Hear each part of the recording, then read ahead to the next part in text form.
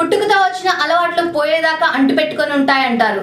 ఏదో సరదాగా ఆరంభించిన కరెన్సీ సేకరణ మంచి హాబీ కలిగినోడిగా నిలిపింది ఓ వృద్ధుని. ఆర్థిక పరంగా కూడా కరెన్సీ సేకరణ మంచి హాబీ అంటారు ఆ పెద్దాయన.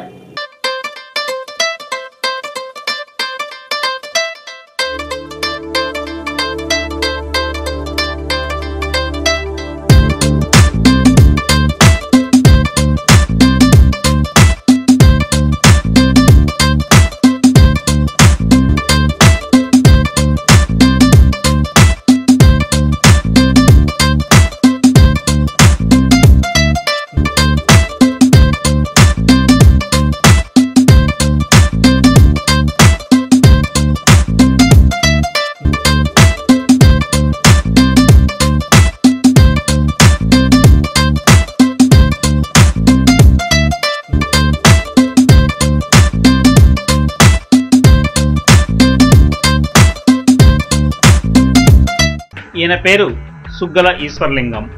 ఖమ్మం జగమెరిగిన రాజకీయ నేత. నాటి ముఖ్యమంత్రులు జలగం వెంగళరావు, చెన్నారెడ్డితో సన్నిహిత సంబంధాల్లో ఉన్న ఈశ్వర్లింగం రాజ్యసభ సభ్యుడు పాల్వాయి గోవర్ధన్ రెడ్డికి క్లాస్మేట్. విద్యార్థి దశ నుంచే రాజకీయాల్లో చురుగ్గా ఉండే సుగ్గల నాటి చెన్నారెడ్డితో తెలంగాణ ఉద్యమంలో పాల్గొని 3 సార్లు జైలుకి వచ్చాడు. వ్యాపారం వదిలి రాజకీయాల్లో రాణించిన ఈశ్వర్లింగం వయస్సు మీద పడడంతో విశ్రాంత జీవితాన్ని గడుపుతున్నారు. తన చిన్నతనం నాటి నుంచే ఉన్న కరెన్సీ సేకరణ మాత్రం మానలేదు. దేశ విదేశీ కరెన్సీలు సేకరించాడు. నిజాం కాలం నాటి నాణ్యాలు, 1717వ సంవత్సరం నాటి ఈస్ట్ ఇండియా కాలం నాటి నాణ్యాలు ఉన్నాయి ఆయన దగ్గర.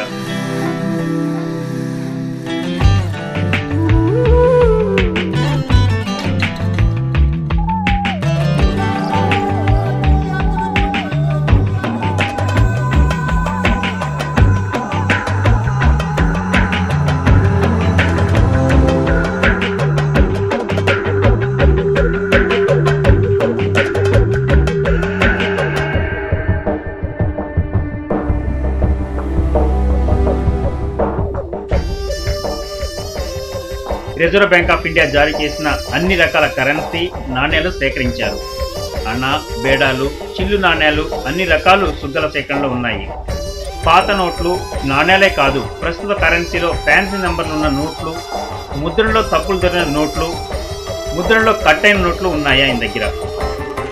చాలా మందికి తెలియని విషయం ఏమిటంటే చల్లని కరెన్సీ దేనికి పనికిరాదని. కానీ చెల్లుబాటు కాని నాణ్యాలు, నోట్లకు కరెన్సీ సేకరణలో విలువ ఎక్కువ అంటారు సుగ్గల ఈశ్వర్లింగం.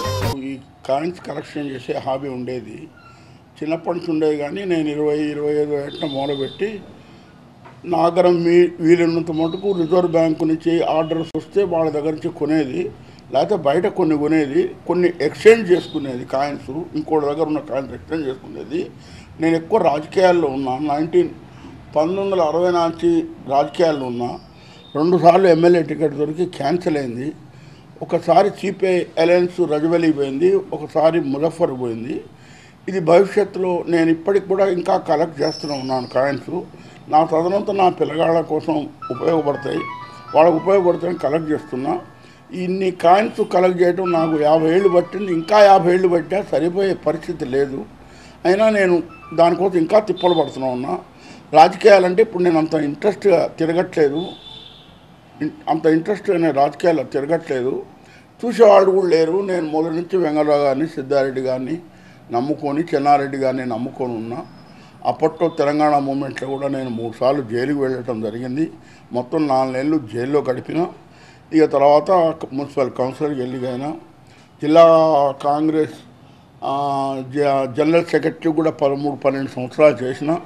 తర్వాత జిల్లా పరిషత్ లేని రోజుల్లో డిస్ట్రిక్ట్ డెవలప్మెంట్ కమిటీలో నన్ను గులాం జిలానీ కలెక్టర్ గారు నాన్ అఫీషియల్ మెంబర్ నుంచి నన్ను దాంట్లో వేశాడు. అవి కాక ఇతర యాక్టివిటీసు, దేవాలయాలు ఇవన్నీ కలిపితే ఒక 30-20 ఆర్గనైజేషన్స్ చేశాను. తర్వాత ఇప్పుడు అంత వయసు కూడా మించిపోయింది, అందుకని నేను ఎక్కువ శ్రద్ధ తీసుకోవట్లేదు.